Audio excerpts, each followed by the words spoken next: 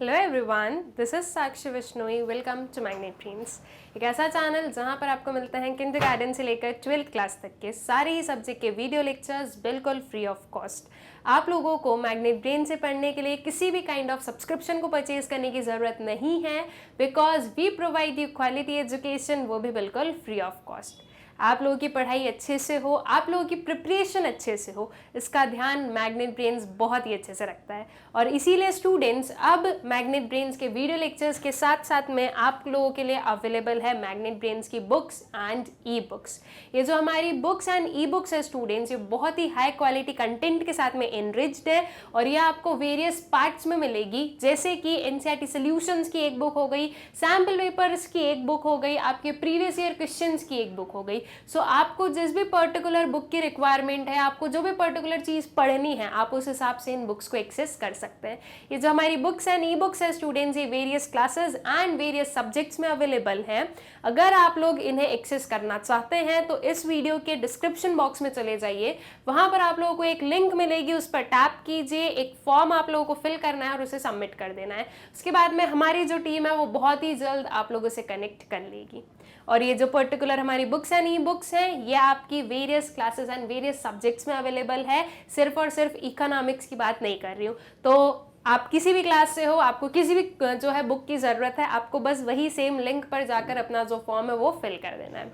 इसी अच्छी बात के साथ में स्टूडेंट स्टार्ट करते हैं अपने इस पर्टिकुलर लेक्चर को, जिसमें हम लोग देखेंगे अपनी जो क्लास 12th इकोनॉमिक्स है, इसमें जो हमारे magnet brains sample paper solutions है फॉर बोर्ड एग्जामिनेशंस, इसमें जो पेपर 9 है उसे हम लोग करेंगे solve.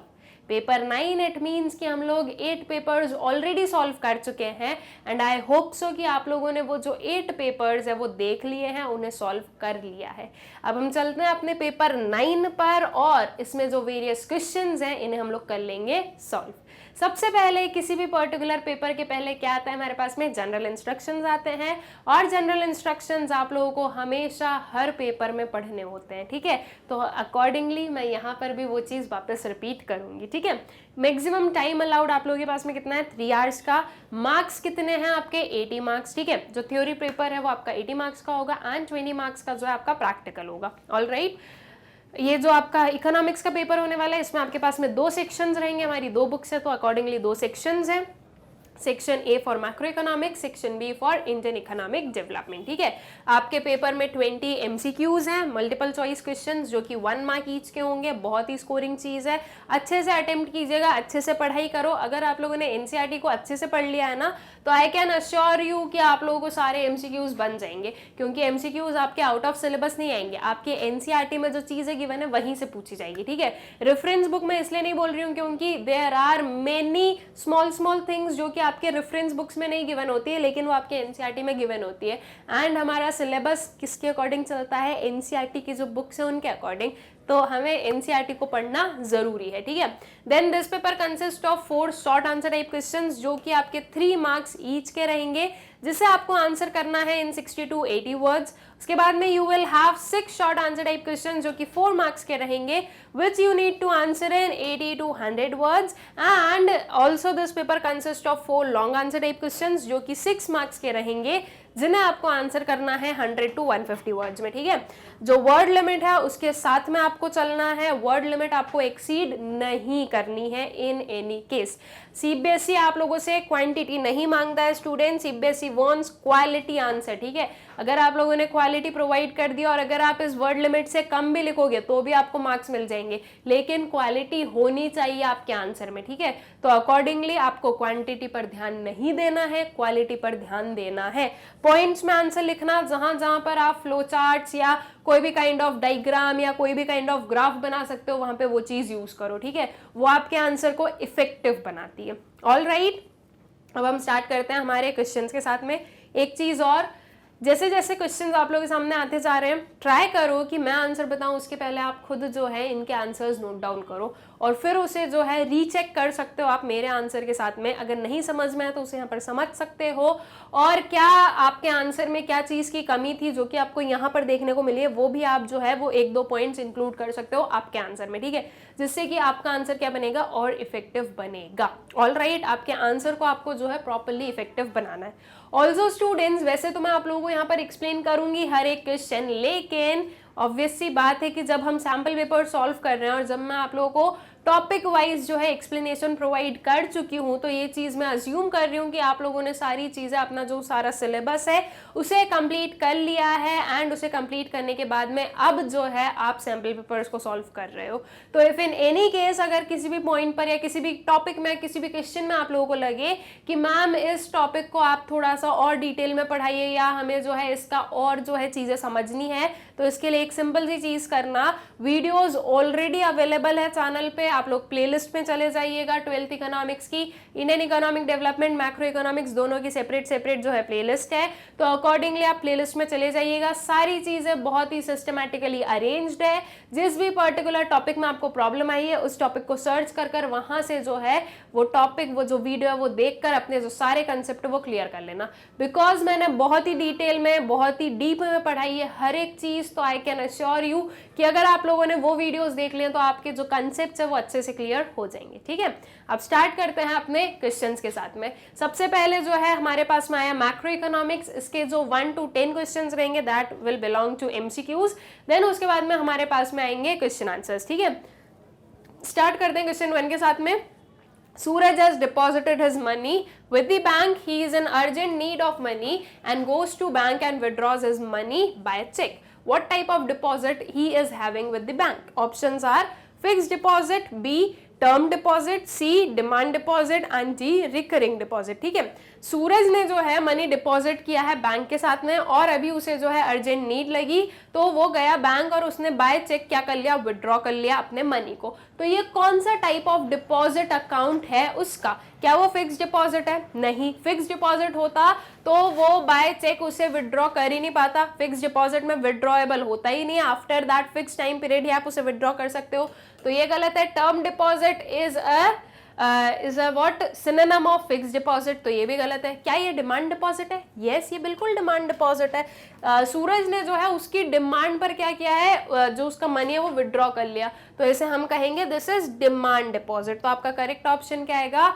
Option C, demand deposit. ठीक है, फिर आ जाओ नेक्स्ट वाले क्वेश्चन पर। Though there is no change in the demand of foreign currency, the supply of foreign exchange increases, leading to fall in foreign exchange rate. It implies that there is appreciation of domestic currency, depreciation of domestic currency, no change in domestic currency and none of these. अब जब ऐसे वाले question आए students, तो आप लोगों को क्या करना है, आप लोगों को ग्राफ बनाना है। ठीक है, ग्राफ बनाकर क्या करोगे, ग्राफ बनाकर जो है चीजें आप लोगों को बहुत ही इजीली क्लियर हो जाएंगी। अब हमने ग्राफ बनाया, हमने इनिशियल डिमांड और इनिशियल जो हमारी सप्लाई कर्व है वो बना दिए, ये हमारा फॉरेन एक्सचेंज रेट आ गया। ठीक है, इनिशियल वाला फॉरेन एक्सचेंज रेट आ गया। अब क्वेश्चन में बोला गया है कि there is no change in the demand for foreign currency, demand को एज इट इज हम सेम रहने देंगे। The supply of foreign exchange increases, ठीक है, सप्लाई इंक्रीज हो रही है, सप्लाई अगर इंक्रीज हो रही है मतलब कि राइट वर्ड शिफ्ट होगा सप्लाई कर्व का, तो ये इसको हमने करवा दिया राइट वर्ड शिफ्ट, ये बन गई हमारी S1। ठीक है, अब अगर सप्लाई इंक्रीज हुई, डिमांड में कोई डिफरेंशिएशन नहीं है, तो आपका न्यू इक्विलिब्रियम पॉइंट आया, ये इसको हमने ज्वाइन किया, नाम दिया R1। ये हमारा जो इनिशियल रेट ऑफ एक्सचेंज है उससे कम आया है हमारा न्यू रेट ऑफ एक्सचेंज। ठीक है, तो अब जो है आपका एक्सचेंज रेट कम हो गया है, मतलब कि आपकी डोमेस्टिक करेंसी पर क्या असर है इसका, ये डेप्रिसिएशन है या एप्रिसिएशन है? So this will be appreciation because अब एक्सचेंज रेट कम हो गया। What is exchange rate? Exchange rate हम बोलेंगे $1 is equals to 70 rupees, this is our exchange rate. ठीक है, ये हमारा आर पर एक्सचेंज रेट है। अब हम बोल रहे हैं कि एक्सचेंज रेट कम हुआ तो वो कुछ भी हो सकता है, $1 इज इक्वल्स टू 70 से कम लेना है आपको। ठीक है, तो 60 रुपीज, तो ये एप्रिसिएशन है डेप्रिसिएशन है? This is appreciation. Correct option will be और option A, that is appreciation of domestic currency. ठीक है, ग्राफ बना लिया तो चीजें बहुत ही इजीली क्लियर हो गई, अदरवाइज कंफ्यूज होते रहते हैं वहां पर। ठीक है, तो आई गेस क्लियर हो गई ये चीज। नेक्स्ट वाले पर आओ, अभी इसी का जो और वाला है वो देख लेते हैं। Sale of machinery to abroad is recorded as dash item in the dash account of balance of payment. ठीक है, जो सेल ऑफ मशीनरी है वो आप कहां पर रिकॉर्ड कर रहे हो, कौन से अकाउंट पे रिकॉर्ड कर रहे हो of balance of payment? Options are positive capital, positive current, negative capital and negative current. ठीक है, जो मशीनरी है वो आपके कैपिटल अकाउंट में आएगी या करेंट अकाउंट में आएगी? मशीनरी आपके करेंट अकाउंट का पार्ट होगी, ठीक है। तो हम बोल सकते हैं कि यहाँ पर जो है आपका करेंट लिखाएगा, कौन सा अकाउंट है, करेंट अकाउंट है, बिकॉज इसकी वजह से असेट लाइबिलिटीज पर इफेक्ट नहीं हो रहा है। Then you have sale of machinery, अगर आप मशीनरी को सेल कर रहे हो तो उसके बदले में आपके पास में क्या आएगा, मनी आएगा।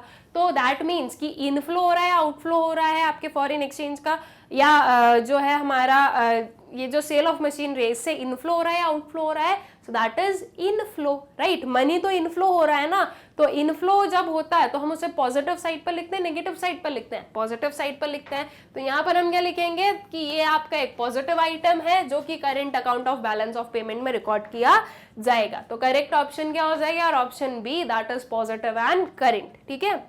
फिर आ जाए नेक्स्ट वाले क्वेश्चन पर। From the set of statements given in column 1 and 2, choose the correct pair of statement। ये दो कॉलम्स है हमारे पास में, कॉलम 1 एंड कॉलम 2, इनमें से हमें जो है करेक्ट पेयर ऑफ स्टेटमेंट जो है वो, या करेक्ट पेयर जो बन रहे हैं यहाँ पर, वो हमें चूज करना है, ठीक है। ए आपका dirty floating manage floating rate system, includes only visible item, depreciation. B और 2 तो बिल्कुल ही बिना सर पैर की बात कर रहे हैं तो बिल्कुल हम उन्हें तो कैंसिल कर ही देंगे। Unilateral transfers, balance of trade, balance of trade में आप किस चीज को इंक्लूड करते हो, सिर्फ जो गुड्स का एक्सपोर्ट एंड इंपोर्ट होता है उसे हम इंक्लूड करते हैं, तो unilateral transfers balance of trade का पार्ट नहीं होंगे।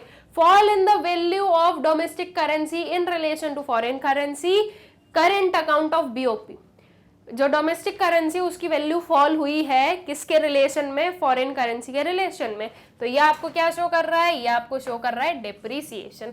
करेंट अकाउंट ऑफ बीओपी गलत है।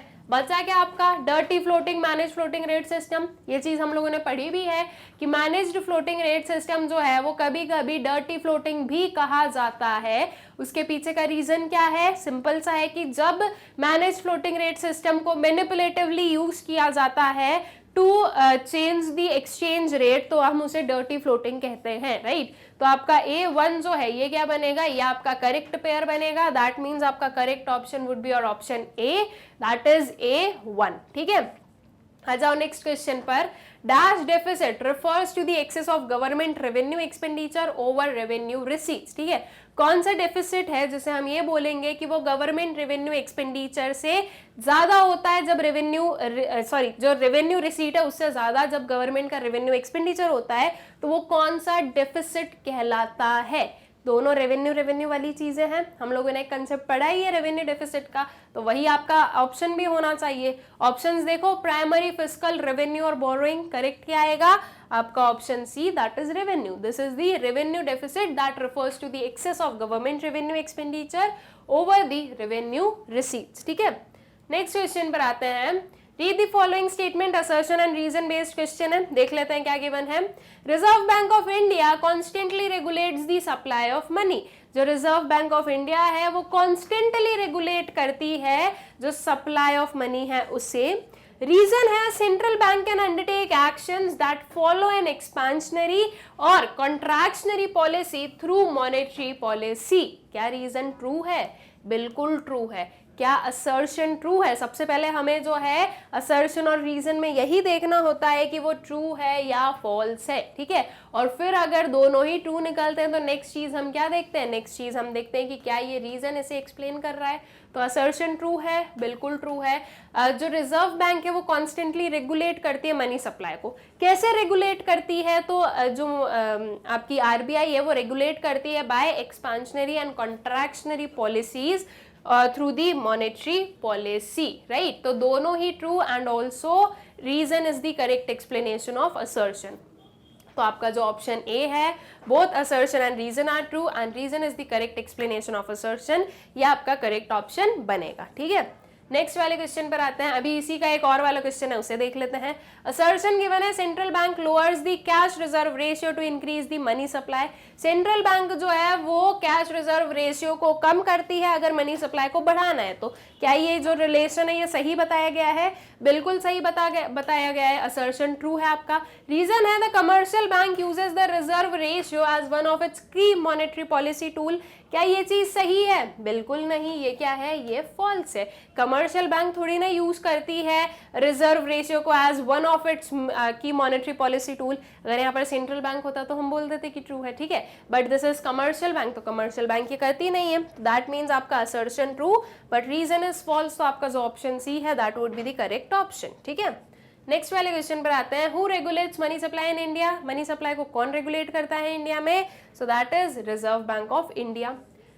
From the given statements in column 1 and 2, choose the correct pair of statement, ठीक है। इन दोनों में से देखते हैं कि जो करेक्ट आपकी पेयर ऑफ स्टेटमेंट है वो कौन सी है। Aggregate demand C plus I plus G plus X minus M, that is consumption plus investment plus government expenditure plus net export. क्या एग्रीगेट डिमांड ये होती है? बिल्कुल होती है। एवरेज प्रोपेंसिटी टू सेव, क्या होता है average propensity to save? S divided by Y। यहाँ पर क्या लिखा है? C, इसलिए ये रॉन्ग हो गया। मार्जिनल प्रोपेंसिटी टू कंज्यूम क्या होता है? Change in C divided by change in Y। ये जो पर्टिकुलर रिलेशनशिप है ये आना चाहिए यहाँ पे, ये भी गलत है। एवरेज प्रोपेंसिटी टू कंज्यूम क्या होता है स्टूडेंट्स? ये होता है आपका एवरेज प्रोपेंसिटी टू कंज्यूम, तो इसलिए आपका ये भी गलत है। करेक्ट वाला ऑप्शन वुड बी A1, ठीक है, या 1A ले लो या A1 ले लो, वो आपका करेक्ट हो जाएगा, that is your option A, ठीक है। फिर आ जाओ नेक्स्ट वाले क्वेश्चन पर। अभी इसी का एक और वाला क्वेश्चन है वो देख लेते हैं। What type of relationship exists between the value of marginal propensity to save and investment multiplier? MPS और investment multiplier के बीच में कैसा रिलेशनशिप है? डायरेक्ट है, इनवर्स है? That is inverse. Higher the MPS smaller would be the investment multiplier, ठीक है। तो इनवर्स रिलेशनशिप होता है मार्जिनल प्रोपेंसिटी टू सेव और इन्वेस्टमेंट मल्टीप्लायर के बीच में, ठीक है, that is inverse relationship. Next is in which year the Reserve Bank of India was established? Reserve Bank of India कब स्टैब्लिश हुई थी? कौन से ईयर में? 1936, 1945, 1935 and 1949। Correct option would be your option C, that is 1935, ठीक है। Next वाला question है, the current account of balance of payment includes trade balance and settlement account, capital account, invisibles and error and omissions, ठीक है। जो current account है balance of payment का, वो ट्रेड बैलेंस को इंक्लूड करता है और किसे इंक्लूड करता है? इनमें से क्या आएगा आपका correct option? That would B invisibles, ठीक है। आपका जो ट्रेड बैलेंस है दैट मींस गुड्स का जो बैलेंस है प्लस जो सर्विसेज का बैलेंस है, that will come in the current account of balance of payment, ठीक है। Next question, the given diagram shows which economic theory concept? Inflationary concept theory, deflationary concept theory, paradox of thrift theory and none of the above। ये diagram या इस graph के through हमें बताना है, ठीक है। देखो क्या है आप लोगों के पास में, इधर आप लोगों के पास में एक इन्वेस्टमेंट है, यू हैव सेविंग्स, ठीक है, ये सेविंग्स वाला है, एंड यू हैव ऑल्सो एक जो इमेजिनरी सिचुएशन या फिर हम ये बोलें कि अगर सेविंग्स इंक्रीज हो जाती है तो, ठीक है, तो ये हमारी S1 यहाँ पर गिवन है। तो ये जो पर्टिकुलर चीज है स्टूडेंट्स, ये आपको क्या बता रहा है? ये कौन सा पर्टिकुलर जो है थ्योरी यहाँ पर हमें एक्सप्लेन की गई है? So that is the paradox of thrift theory, ठीक है। Option C would be the correct option. अब इसी का और वाला क्वेश्चन है वो देख लो। स्टेटमेंट गिवन है दो हमारे पास में, उसके बाद में वी हैव अल्टरनेटिव्स। बेसिकली हमें ट्रू एंड फॉल्स ही बताना है। देखते हैं क्या गिवन है स्टेटमेंट्स में। स्टेटमेंट 1 है आपकी, MPS varies between 0 and infinity. MPS जो है वो 0 और इन्फिनिटी के बीच में वेरी करता है, क्या ये चीज ट्रू है? No, this is false. False क्यों है students? Because MPS varies between 0 and 1, maximum limit 1 होती है, इन्फिनिटी नहीं होती है। तो स्टेटमेंट 1 हमारी फॉल्स है। स्टेटमेंट 2 पर आते हैं। Incremental income is either spent on consumption और सेव्ड फॉर फ्यूचर यूज, ठीक है। जो इंक्रीमेंटल इनकम है वो या तो आप कंजम्पशन पर स्पेंड करोगे या फिर आप सेव करोगे फ्यूचर यूज के लिए। क्या ये बात सही है? बिल्कुल सही है। तो statement 1 is false and statement 2 is true, ठीक है। आपका जो डी ऑप्शन है that is statement 2 is true and statement 1 is false, ये आपका करेक्ट ऑप्शन बन गया, ठीक। आई गेस ये जो एमसीक्यूज है ये क्लियर है। अब आ जाता है हमारे क्वेश्चन आंसर्स पर। Question 11, differentiate between central bank and commercial bank. हमें जो है सेंट्रल बैंक और कमर्शियल बैंक के बीच में जो डिफरेंस है वो करना है, डिफरेंशिएशन करना है। सबसे बेस्ट वे आप क्या बना लो, टेबल बना लो। एक आपका जो है बेसिस फॉर डिफरेंस बनाएंगे हम उसमें। Then we have central bank and we have commercial banks, ठीक है।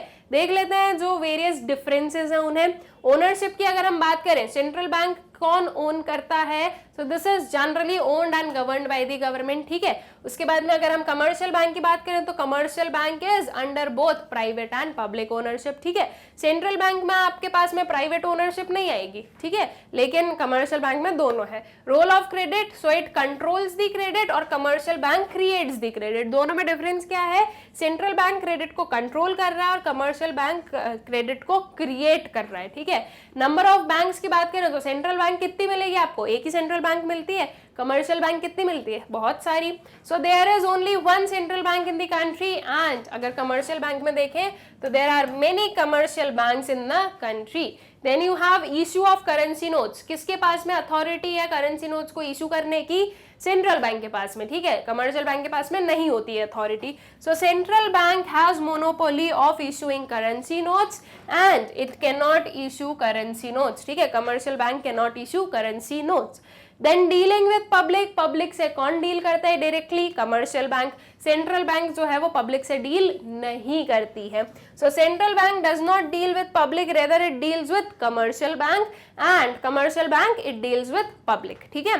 तो ये वेरियस हमारे डिफरेंशिएशन हो गए। 3 मार्क्स का क्वेश्चन था। अगर इसमें से आप एक आध पॉइंट और उड़ा दोगे तो भी कोई दिक्कत नहीं है। All right, so I guess कि ये चीज क्लियर हो गई है, जो क्वेश्चन था वो क्लियर हो गया है। नेक्स्ट क्वेश्चन पर आते हैं। Explain the difference between x ante measures and ex post measures, ठीक है। एक्स एंड और एक्स पोस्ट मेजर्स के बीच का जो डिफरेंस है वो हमें बताना है। एक्स एंड का मतलब क्या है? एक्स एंड का मतलब है जो आपके प्लान्ड मेजर्स हैं, प्लान्ड वेरिएबल्स हैं वो। और वहीं जब हम एक्स पोस्ट की बात करते हैं तो एक्स पोस्ट मेजर्स क्या होंगे students? These are actual measures, ठीक है, या जो भी रियलाइज्ड वैल्यू है वेरियस वेरिएबल्स की वो आपका एक्स पोस्ट मेजर्स में आएगा, ठीक है। तो x ante measures and ex post measures के बीच का जो मेन डिफरेंस है जो कि आप लोगों को पता होना चाहिए, that is ex ante measures are planned and ex post are the actual और the realised value of the various variables, ठीक है। अब इसका आंसर देख लें। सबसे पहले एक्स एंड मेजर्स पर आ जाते हैं। So these measures are planned और desired measures. Ex ante measures are generally classified as ex ante savings and ex ante investment, ठीक है। तो एक्स एंड सेविंग की बात करें तो it refers to the amount of saving which households और savers plan और desire to save at different levels of income in the economy.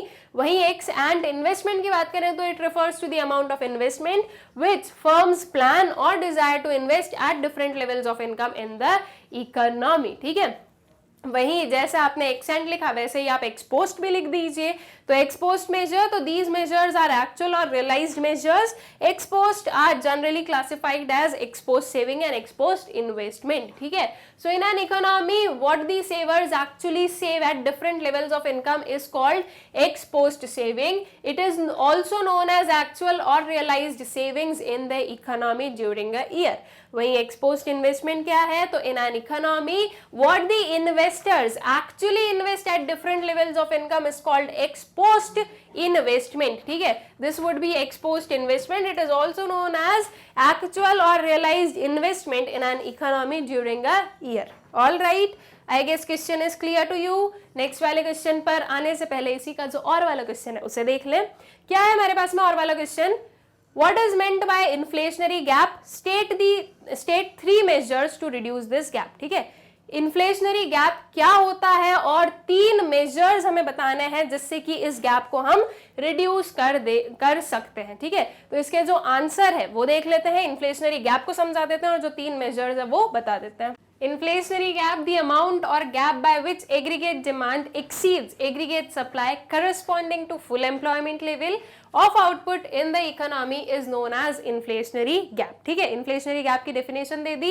अब इसके जो 3 measures हैं to reduce the gap: decrease in government expenditure on public works, public welfare, defense, etc., decrease in public expenditure on transfer payments and subsidies, and rise in taxes to lower the disposable income with the people, ठीक है। तो ये various हमारे measures हो गए to reduce this gap, ठीक। अब आ जाओ नेक्स्ट वाले क्वेश्चन पर। Which of the following are included in national income, give reasons, ठीक है। इनमें से क्या है जो कि नेशनल इनकम में इंक्लूड होंगे, या अगर होंगे तो उसके रीजन के साथ में बताओ, नहीं होंगे तो वो भी चीज हमें जो है रीजन के साथ में बतानी है कि अगर होंगे तो क्यों और नहीं होंगे तो क्यों नहीं होंगे, ठीक है। देख लेते हैं क्या क्या गिवन है। Expenditure on adding a floor to the building, ठीक है।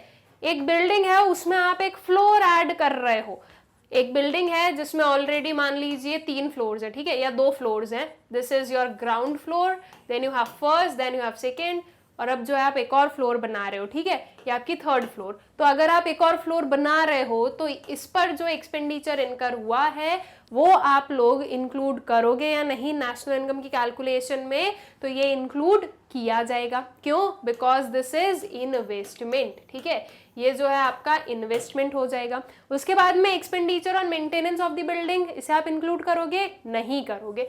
क्यों नहीं करोगे स्टूडेंट्स? क्योंकि आपका इंटरमीडिएटरी कंजम्पशन में आ जाएगा, ठीक है, मेंटेनेंस ऑफ बिल्डिंग जो है वो इंटरमीडिएट कंजम्पशन का पार्ट बन जाएगा। Family members working free on farm owned by the family, एक फार्म लैंड है जिस पर फैमिली वर्कर्स वर्क कर रहे हैं फ्री में, तो इसे आप इंक्लूड करोगे? यस करोगे। क्यों करोगे? दिस इज सेल्फ, वो जो हम लोगों ने ओनर ऑक्यूपाइड रेंट वाला जो कंसेप्ट पढ़ा है वही चीज कि दीज आर सेल्फ कंजम्पशन वाली जो सर्विसेज होती है उसे हम लोग इंक्लूड करते हैं अपनी कैलकुलेशन में, ठीक है, तो इनकी जो इम्प्यूटेड वैल्यू है वो इंक्लूड होगी, ठीक है। तो हेयर द इम्प्यूटेड वैल्यू जो है ऑफ द सर्विसेज इसे आप लोग इंक्लूड करोगे, ठीक है। प्रोडक्टिव सर्विसेज प्रोवाइड किए, अगर वो फैमिली मेंबर्स नहीं करते तो कोई और पर्सन करता, उसको आप पे करते, सो अल्टीमेटली जो इम्प्यूटेड वैल्यू है वो इंक्लूड होगी, ठीक है। Then wheat grown by farmer but used entirely for the family's consumption, services rendered by family members to each other, growing vegetables in the kitchen garden for the house, this will not be included, right? This will also not be included. क्यों नहीं हो रही ये दोनों include students?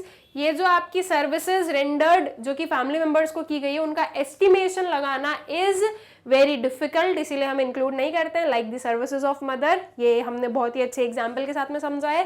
Growing vegetables in the kitchen garden for the house, तो ये जो है या आप खुद के जो है प्लेजर के लिए या आपके खुद के लाइक एक लार्ज स्केल पर जो है इस सारी चीजों का प्रोडक्शन वगैरह नहीं हो रहा है, सो अकॉर्डिंगली ये जो है ये भी इंक्लूड नहीं होगा आपके नेशनल इनकम की कैलकुलेशन में, ठीक है। अब 1 बाय 1 हम सारी चीजें लिख देते हैं यहाँ पर। So it will be included in national income because it is an investment, that is capital formation. Second वाला मैंने आप लोगों को बताइए मेंटेनेंस वाला, that is it will not be included in national income because it is treated as intermediate consumption and not an investment, ठीक है।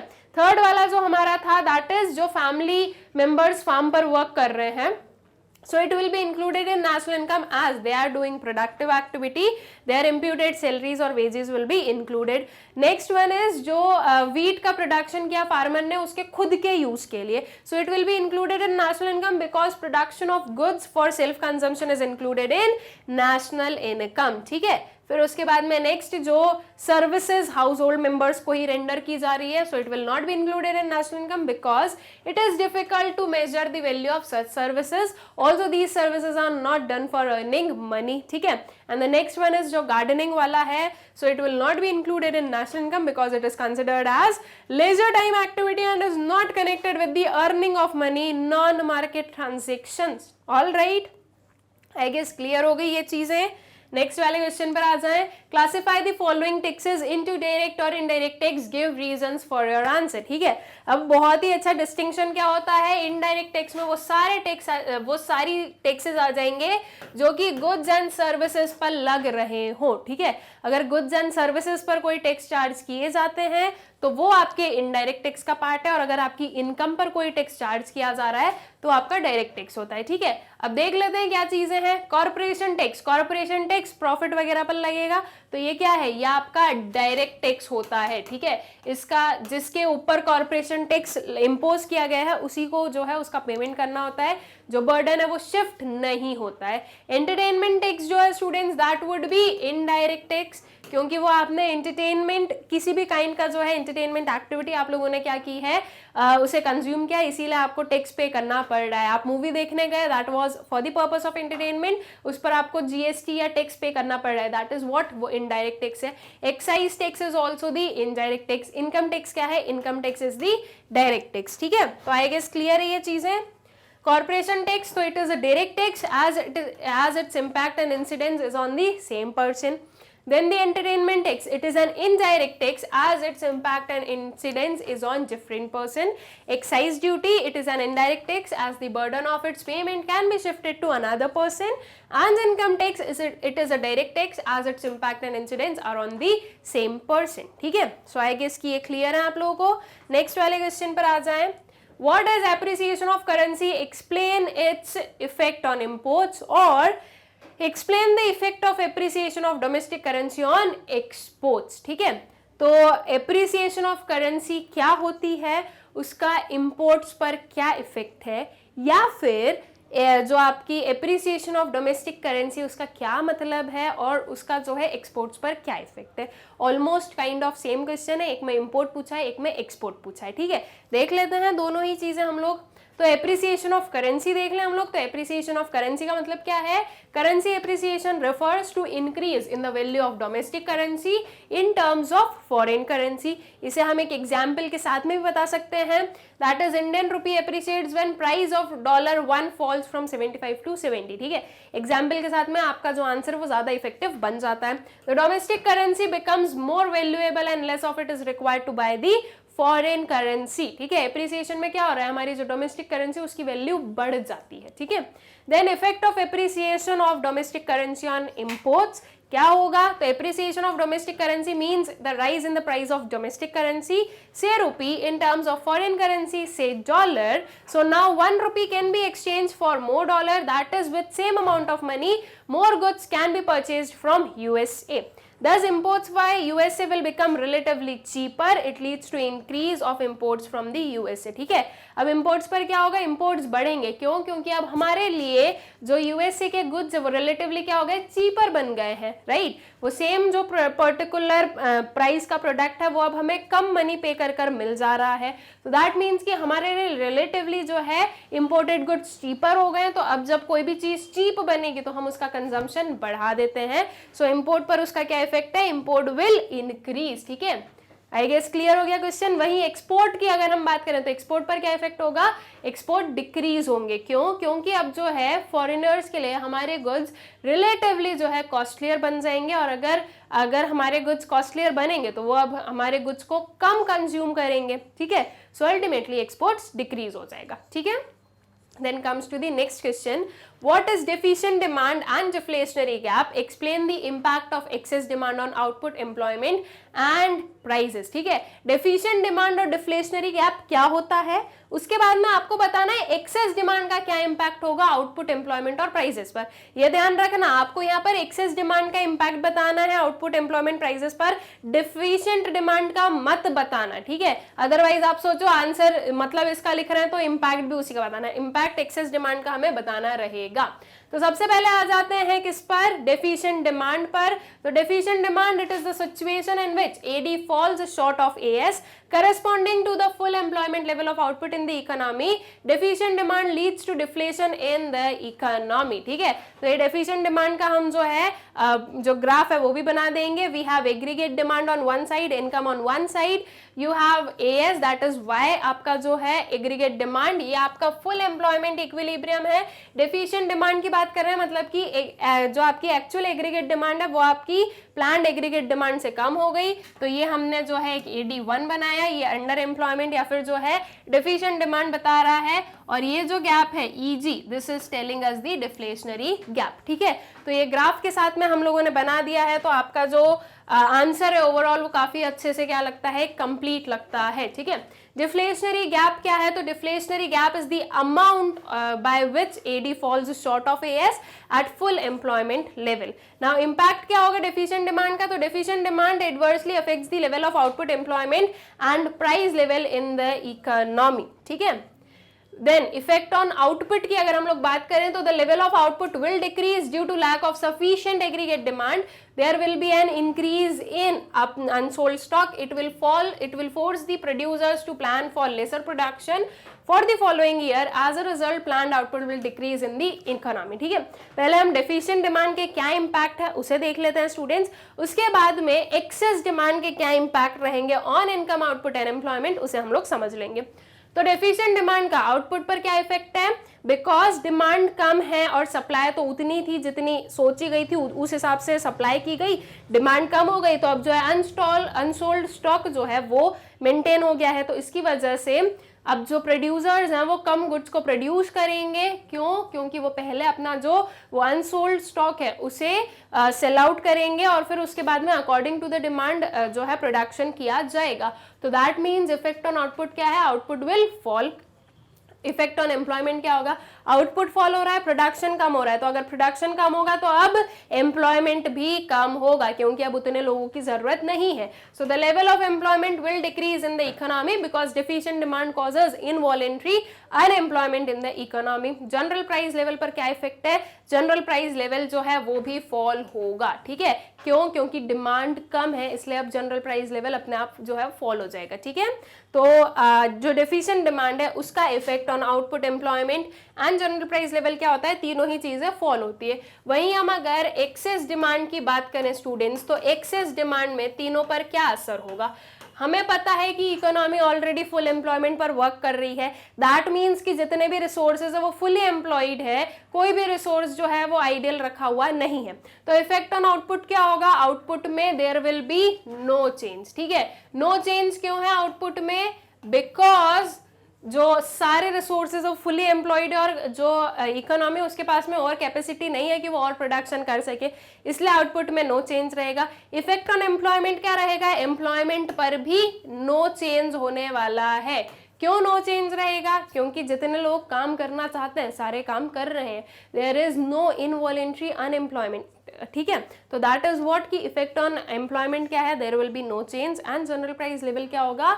Prices will rise. ठीक है, प्राइजेस राइज क्यों होंगे? क्योंकि with increase in demand and restricted supply जो prices है वो इंक्रीज हो जाएंगे, तो जनरल प्राइस लेवल राइज होंगे। तो एक्सेस डिमांड पर जो है ये पर्टिकुलर इफेक्ट या इम्पैक्ट हमें देखने को मिलता है on employment, output and general price level. ठीक है, I guess question is clear to you.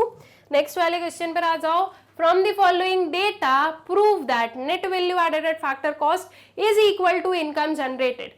ये हमारे पास में एक डेटा गिवन है, कुछ आपके पास में जो है आपके फिगर्स यहाँ पर है, एक बार आप इसे नोट डाउन कर लीजिए, अगर आपको स्क्रीनशॉट लेना है तो वो ले लो। ठीक है, इसके बाद में हम चलते हैं नेक्स्ट वाली स्लाइड पर जहां पर हमारे पास में half of the question given है। ठीक है, इसका भी आप स्क्रीनशॉट ले लीजिए या फिर आप इसे नोट डाउन कर लीजिए। उसके बाद में आई गेस कि आप लोगों ने अभी तक इसे नोट डाउन कर लिया होगा, नहीं तो वीडियो को पॉज कर लो, फिर वापस जो है रिज्यूम कर लेना। ठीक है, तो ये सारी चीजें आपने लिख ली है। अब आपको क्या करना है? आपको बताना है कि net value added at factor cost जो है वो इनकम जनरेटेड के इक्वल होता है। ठीक है, ये चीज हमें प्रूव करनी है। That means net value added at factor cost is equals to NDP at FC, right. Income generated क्या निकालते हैं हम? एनडीपी एट एफसी निकालते हैं इनकम मेथड से। तो ये एनडीपी एट एफसी, ये वी है तो VA that is net value added at factor cost को हम एनडीपी एट एफसी भी कह सकते हैं। बेसिकली हमें ये बताना है कि आप वैल्यू एडेड मेथड से कोई एग्रीगेट को फाइंड आउट करो या इनकम मेथड से कोई एग्रीगेट को फाइंड आउट करो, दोनों की वैल्यू सेम ही होती है। इस चीज को हमें प्रूव करना है। तो अब हम सबसे पहले क्या करेंगे? इंडिविजुअली दोनों चीजों को फाइंड आउट कर लेंगे और फिर जो है जो दोनों के आंसर्स आएंगे उन्हें हम इक्वेट करके बता देंगे कि देखिए दोनों चीजें इक्वल है। ठीक है, सबसे पहले कर लेते हैं एनवी एट एफसी को फाइंड आउट।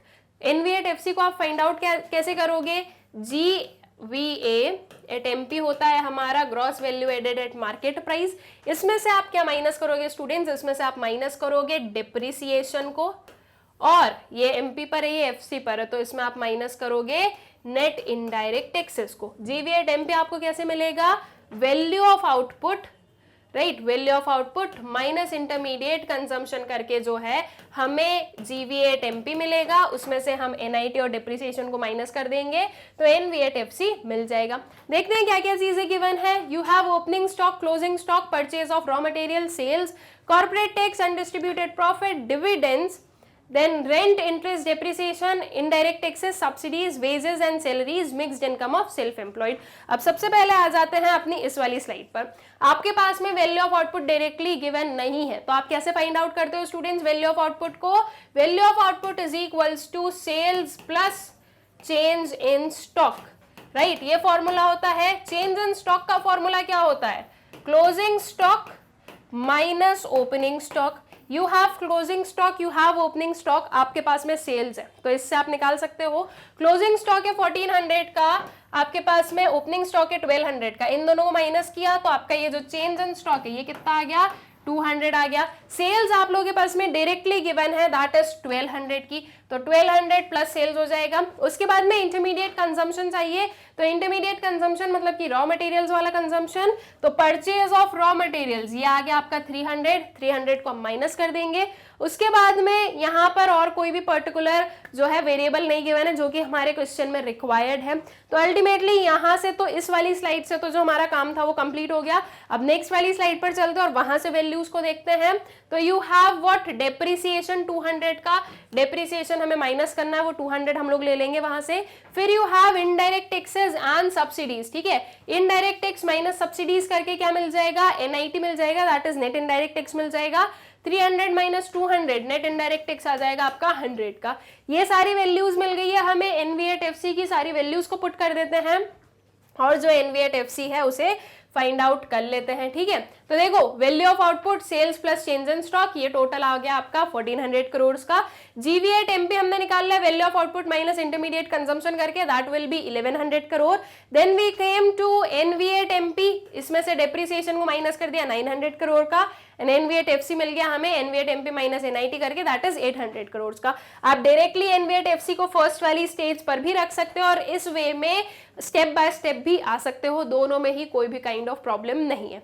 एनवीएट एफसी निकल गया 800 करोड़ का। अब निकालते हैं हम क्या, अपना एनडीपीएट एफसी। एनडीपीएट एफसी का फॉर्मूला क्या होता है स्टूडेंट्स, तो NDP at FC is equals to compensation of employees plus operating surplus. Operating surplus को अगर हम स्प्लिट करके लिखें तो that will be rent plus royalty plus interest plus profit and plus mixed income, ठीक है। ये सारी चीजें हैं, जब हम इन सबको ऐड करेंगे तो हमें मिल जाएगा एनडीपीएट एफसी।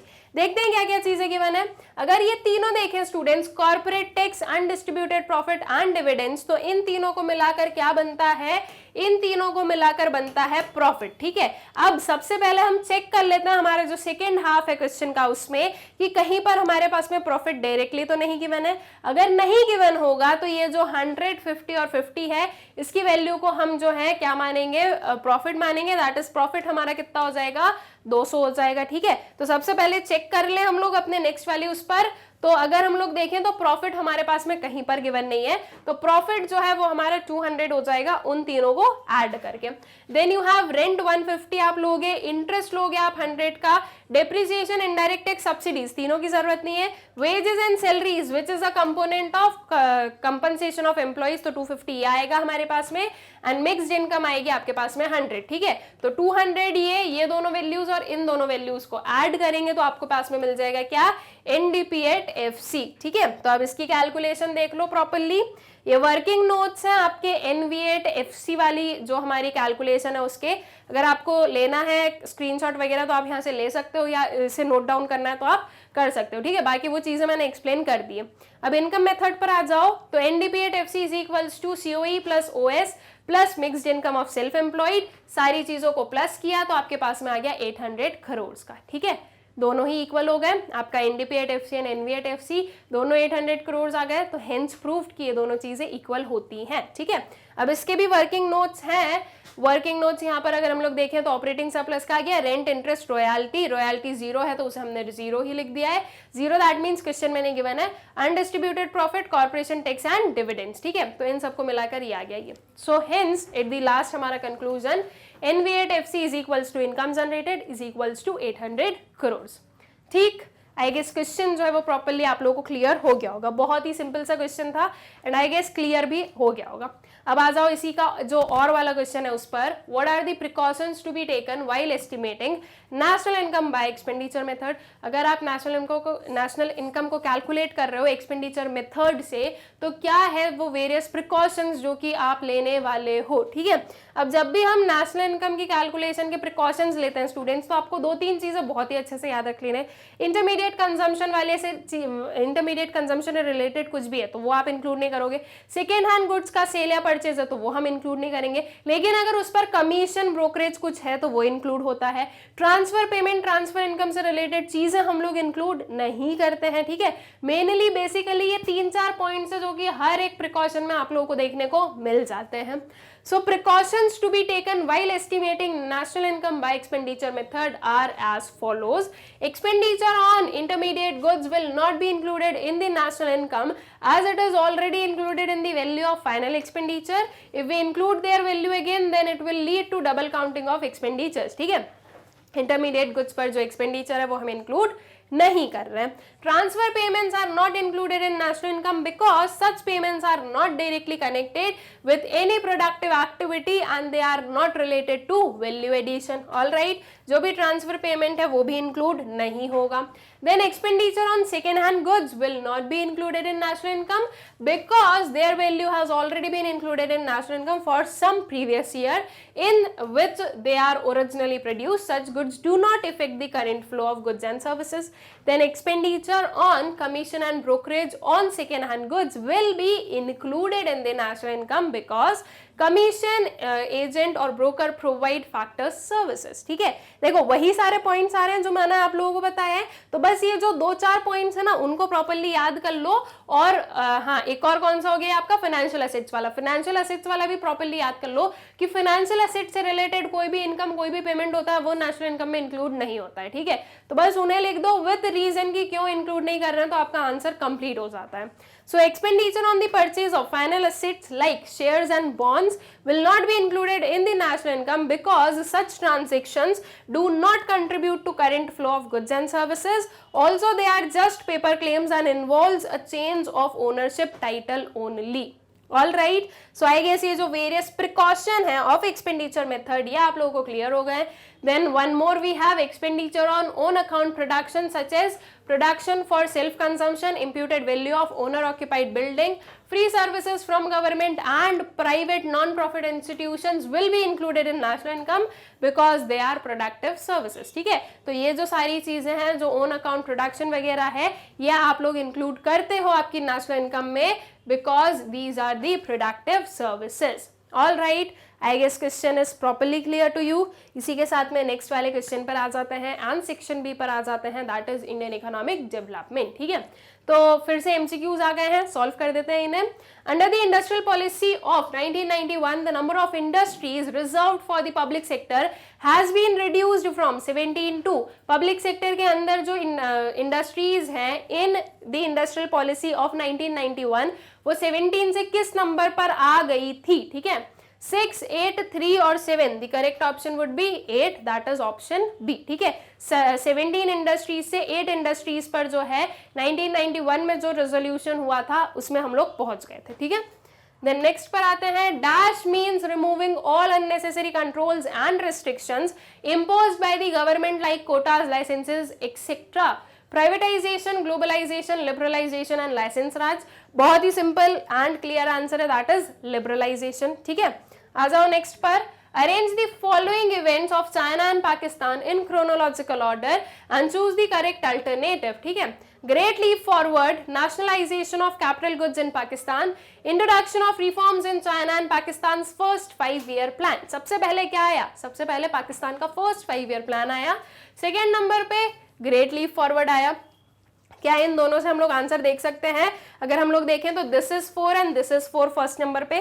फिर उसके बाद में अगर सी वाला ऑप्शन देखें तो यहाँ पर 1 है, यहाँ पर 3 है, तो मतलब कि ये वाला कैंसिल हो गया और ये दोनों तो पहले ही एलिमिनेट हो गए थे। तो आगे अगर आपको नहीं पता है कि नेशनलाइजेशन ऑफ कैपिटल गुड्स जो है पाकिस्तान में वो पहले हुआ है या चाइना में रिफॉर्म्स पहले इंट्रोड्यूस हुए, अगर ये नहीं भी पता है तो भी आप आपका करेक्ट आंसर बता सकते हो, दैट इज ऑप्शन सी। ठीक है, दैट इज 4, 1, 2, 3। ठीक है, ग्रेट लीप फॉरवर्ड के बाद में nationalisation and then comes the introduction of reforms in China. तो करेक्ट ऑप्शन क्या होगा आपका? Option C. ठीक है, कभी कभी करेक्ट आंसर को चूज नहीं करते बने तो एलिमिनेशन मेथड यूज करो, एलिमिनेट करो। ठीक है, एलिमिनेट करने से भी चीजें सॉल्व हो जाती हैं। फिर आ जाओ नेक्स्ट क्वेश्चन पर। Which country among these is not a member of BRICS? BRICS की इनमें से कौन सी कंट्री है जो कि मेंबर नहीं है? ब्राजील, रशिया, इंडिया और Sweden. So the correct option is Sweden. ठीक है, देन इसी का एक और वाला क्वेश्चन है, commune system of farming was adopted by, commune system किसने अडॉप्ट किया था फार्मिंग का? इंडिया, पाकिस्तान, चाइना, कौन सी कंट्री ने किया था? That was China. Option C would be the correct option. Next है असर्शन और रीजन बेस्ड क्वेश्चन, देखते हैं क्या गिवन है। असर्शन है आप लोगों के पास में, the ozone layer present in the upper atmosphere of the earth is beneficial for sustaining life on अर्थ। ठीक है, जो ओजोन लेयर है अपर एटमॉस्फेयर में अर्थ के, वो बेनिफिशियल है for sustaining life on earth. Is this true? बिल्कुल ट्रू है। Montreal protocol is an international treaty design to protect ozone layer by phasing out the production of numerous substances that are responsible for ozone depletion. क्या ये बात भी सही है? Yes, ये भी बिल्कुल ट्रू है। आपका करेक्ट ऑप्शन क्या होगा? और option B, that is both assertion and reason are true and reason is not the correct explanation of assertion। ठीक है, because करके देख लो, the ozone layer present in the upper atmosphere of earth is beneficial for sustaining life on earth because Montreal Protocol is an international treaty। क्या ये ऐसे जम रहा है? नहीं जम रहा है। अगर मान लो ये reason assertion की जगह पर होता और ये assertion reason की जगह पर होता तो हम बोल सकते थे कि हाँ ये जो है आपका रीजन असर्शन को एक्सप्लेन कर रहा है, अगर ये फ्लिप हो जाता तो, लेकिन इस वे में आप नहीं बोल सकते हो। ठीक है, इसलिए आपका ऑप्शन बी जो है वो आपका करेक्ट ऑप्शन रहेगा। नेक्स्ट वाला क्वेश्चन है, from the given statement of column 1 and 2 choose the correct pair of statement. ठीक है, 1 and 2 है, इसमें से देखते हैं करेक्ट पेयर ऑफ स्टेटमेंट को। Land reforms fixing the maximum limit of land holding for an individual, marketed surplus portion of agriculture produce sold in the market, land ceiling, financial inclusion to ensure access to financial services and Jan Dhan Yojana, change in the ownership of the land। ठीक है, क्या बताना है आपको? आपको बताना है कि करेक्ट पेयर कौन सा रहेगा। तो करेक्टली मैच्ड पेयर कौन सा आने वाला है? 1A वाला, राइट। जो लैंड रिफॉर्म्स है उसमें एक रिफॉर्म ये था हमारा, दैट इज लैंड सीलिंग वाला जो रिफॉर्म है। लैंड सीलिंग के आगे अगर हम लोग देखें तो ये चीज बिल्कुल ही गलत लिखी गई है। तो लैंड रिफॉर्म्स का ये एक पार्ट था, इसके अलावा और भी लैंड रिफॉर्म्स थे लेकिन ये भी एक पार्ट था, इसलिए सही है। मार्केटेड सरप्लस का मतलब क्या है कि आपने सरप्लस अटेन किया है, आपके पेमेंट से ज्यादा आपका रिसीट हो गया, तो ये चीज जो है ये भी आपका रॉन्ग है। और जनधन योजना, change in ownership of land, क्या ऐसा कुछ हुआ? नहीं हुआ, राइट। तो ये भी गलत है आपका। तो आपका करेक्ट वाला option that is a is 1A। ठीक है, जनधन योजना क्या था कि सभी का जो है बैंक अकाउंट ओपन हो, फाइनेंशियल इंक्लूजन जो है वो बढ़ाया जाए। ये जो चीज है ये यहाँ पर आएगा, दैट इज जनधन योजना, फाइनेंशियल इंक्लूजन को इंक्रीज करना। ठीक है, तो इसलिए आपका करेक्ट वाला ऑप्शन क्या आ गया? 1A is the correct option, that is option A is the correct option. All right, next question है, small farmers and seasonal workers are examples of dash poor. ठीक है, जो स्मॉल फार्मर्स और जो सीजनल वर्कर्स हैं वो कौन से टाइप ऑफ पुअर्स का एग्जाम्पल है? Churning poor, chronic poor, usually poor और अर्बन पुअर। करेक्ट क्या होगा आपका? Churning poor. ठीक है, ये ऊपर नीचे होते रहते हैं। चर्निंग पुअर हम किन्हें बोलते हैं? जो कि आपके पॉवर्टी लाइन के अबव और बिलो जाते रहते हैं, वो that would be the churning poor. Chronic poor जो कि हमेशा ही आपके पॉवर्टी लाइन के बिलो रहेंगे। यूजुअली पुअर जो कि मोस्टली ऐसे ऐसे रहेंगे। ठीक है, this is usually poor. And urban poor जो अर्बन एरियाज में पुअर हमें देखने को मिलता है। लेकिन जब हम पुअर को कैटेगराइज कर रहे हैं तो आपके चर्निंग, क्रोनिंग, ट्रांजिएंट पुअर यही आते हैं। ठीक है, सो स्मॉल फार्मर्स और जो सीजनल वर्कर्स हैं they are the example of churning poor. ठीक है, next question, the farmer suffered from dash weighing and dash of accounts. Options देखो, करेक्ट और डिसिप्लिनेंसी, ओवर और मैनिपुलेशन, अंडर और करेक्शन, फॉल्टी और मैनिपुलेशन। ठीक है, तो जो फार्मर्स हैं उन्होंने क्या सफर किया था? उन्होंने करेक्ट मेजर उन्हें मिलता था, ओवर मिलता था, अंडर मिलता था या फॉल्टी मिलता था? दैट वाज फॉल्टी, या फिर हम बोल सकते हैं अंडर। ठीक है, सी और डी दोनों ही चीजें, अंडर और फॉल्टी दोनों ही सही लग रहा है। अभी आगे वाला देखो, and dash of accounts, correction of accounts, no. Farmers को क्या किया जाता था? एक्सप्लॉइट किया जाता था, तो that would B manipulation of accounts. ठीक है, तो the farmer suffered from faulty weighing and manipulation of accounts. तो करेक्ट ऑप्शन वुड बी और ऑप्शन डी। ठीक है, आई गेस क्लियर है क्वेश्चन प्रॉपर्ली। देखो अंडर वाला भी सही हो जाता अगर वो करेक्शन वहां पर नहीं लिखा होता तो हमने क्या किया? अंडर और फॉल्टी को हमारे दोनों को क्या रखा है? सबसे पहले जो है ऑप्शन में रखा कि इन दोनों में से कुछ सही रहेगा। देन सेकेंड वाली जो चीज थी, जो सेकेंड वाला ब्लैंक था, उसके अकॉर्डिंग हमने अपना करेक्ट ऑप्शन चूज कर लिया। ठीक है, तो option D would be the correct option. Next question पर आते हैं। दो स्टेटमेंट है और स्टेटमेंट के बेसिस पर हमें आंसर करना है। दैट मीन्स बेसिकली हमें ट्रू और फॉल्स ही बताना है स्टेटमेंट्स में। स्टेटमेंट 1 है public distribution is a major programme that aim at improving the food and nutritional value of the poor. जो पब्लिक डिस्ट्रीब्यूशन है, पब्लिक डिस्ट्रीब्यूशन सिस्टम है, वो एक मेजर प्रोग्राम है जिसका एक जो एम है वो क्या है कि जो फूड और न्यूट्रिशनल वैल्यू है पुअर की उसे इंप्रूव करना है। क्या स्टेटमेंट 1 ट्रू है? Yes, this is true. Statement 2 क्या है? Food for work programme was launched in 1984-85 to provide nutritional food to poor. क्या आपका स्टेटमेंट 2 करेक्ट है स्टूडेंट्स? तो स्टेटमेंट 2 इज फॉल्स। तो आपका करेक्ट ऑप्शन क्या हो जाएगा? Option C, that is statement 1 is true and statement 2 is false. ठीक है, नेक्स्ट क्वेश्चन पर आते हैं। The government has launched national social assistance programme for to help young people and provide employment to them. क्या ये statement सही है? No, this is wrong. National social assistance programme ये तो ओल्ड एज लोगों के लिए जो है इंप्लीमेंट किया गया था, यंग पीपल को एम्प्लॉयमेंट प्रोवाइड करने के लिए इसे इंप्लीमेंट नहीं किया था। आपकी स्टेटमेंट 1 इज फॉल्स। ठीक है, स्टेटमेंट 2 में क्या है?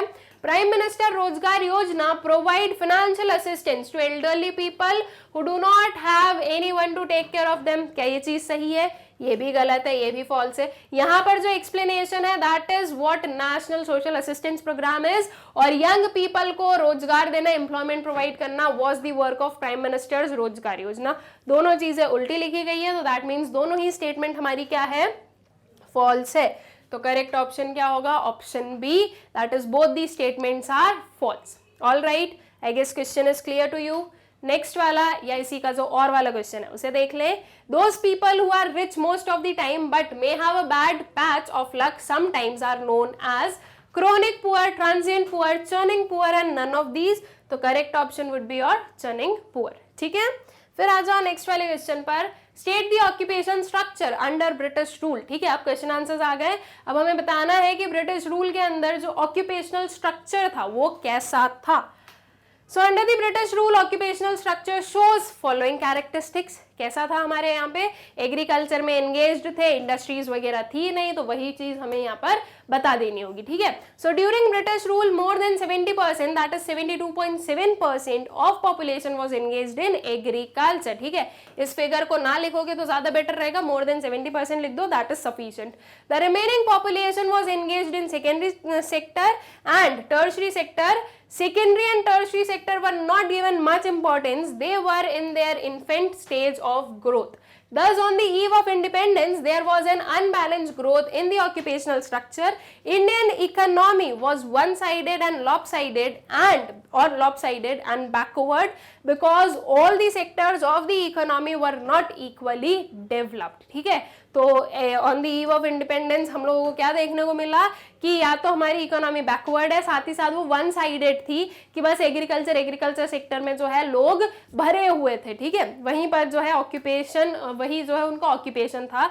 तो ये जो चीज है ये एक रीजन था कि हमारी इकोनॉमी डेवलप्ड नहीं थी। साथ ही साथ डेवलपमेंट तो ब्रिटिशर्स ने होने ही नहीं दिया, लेकिन जो भी थोड़ा बहुत था वो बिल्कुल भी इक्वली डेवलपमेंट नहीं था। ठीक है, Then comes to the next question, explain the objectives of cooperatives in rural credit। ठीक है, रूरल क्रेडिट में cooperatives का क्या ऑब्जेक्टिव है, ठीक है, उनका क्या इंपॉर्टेंस है वो हमें बता देना है। So objectives of cooperative in rural credit are as follows: to free the farmers from the clutches of money lenders। ठीक है, मनी लेंडर्स की जो चंगुल है उससे बचाना, किसको? फार्मर्स को। To ensure timely flow of credit to farmers, to spread credit facilities even in remotest regions, to help the farmers to get better price for their produce, to stop their exploitation by middlemen। ठीक है, तो ये various जो है objectives थे cooperatives in rural credit के, या हम ये बोल सकते हैं कि ये इंपॉर्टेंस थे। ठीक है, कि रूरल क्रेडिट का इंपॉर्टेंस हमें कहाँ पर देखने को मिला, या रूरल क्रेडिट की वजह से, not rural credit sorry, cooperatives जो है रूरल क्रेडिट में, तो वो कॉपरेटिव्स का क्या जो है रोल रहा था। ठीक है, देन उसके बाद में इसी का जो और वाला क्वेश्चन है, if the rate of resource extraction exceeds the rate of regeneration it leads to reduction in carrying capacity of the environment. Discuss the rational of the given statement with valid reason. अगर हमारा extraction rate जो है वो ज्यादा हो जाएगा regeneration rate से, तो उसकी वजह से जो कैरिंग कैपेसिटी एनवायरमेंट की वो रिड्यूस हो जाएगी। तो इस पर्टिकुलर स्टेटमेंट के पीछे के जो रीजंस हैं वो क्या हैं, हम क्यों ऐसा बोल रहे हैं, तो बोल तो बिल्कुल सही रहे हैं, क्योंकि हम एक्सट्रैक्ट ज्यादा कर रहे हैं, रीजनरेट होने का टाइम नहीं दे रहे, ठीक है। तो अल्टीमेटली जो रिसोर्सेज है वो खत्म होते जाएंगे, ठीक है। और हम जो है एनवायरमेंट की केयरिंग कैपेसिटी के बाहर वर्क करेंगे, फिर एनवायरमेंट हमें रिसोर्सेज नहीं प्रोवाइड कर पाएगा, ठीक है। So the environment is able to perform its function uninterruptedly so long as the demand for these function is within the carrying capacity of the environment. This means that the resources are not extracted beyond the rate of their regeneration. If there is a disequilibrium, demand being more than supply, the environment fails to replenish itself and it will lead to environmental crisis. Thus, to maintain a healthy environment, the carrying capacity of the environment must be valued and respected. ठीक है, 3 marks के question है, बहुत ज्यादा हमें detail में जाना नहीं है, बहुत ही शॉर्ट एंड स्वीट मैनर में जो है आपको पूरा जो आंसर है उसे एक्सप्लेन कर देना है। ऑल राइट, आते हैं नेक्स्ट क्वेश्चन पर। Interpret the given image and list it's negative impact. ठीक है, एक इमेज है और जो है इसके जो भी नेगेटिव इम्पैक्ट रहे वो हमें बताना है। बहुत ही क्लियरली आप लोग जो है इसे इंटरप्रेट कर सकते हो।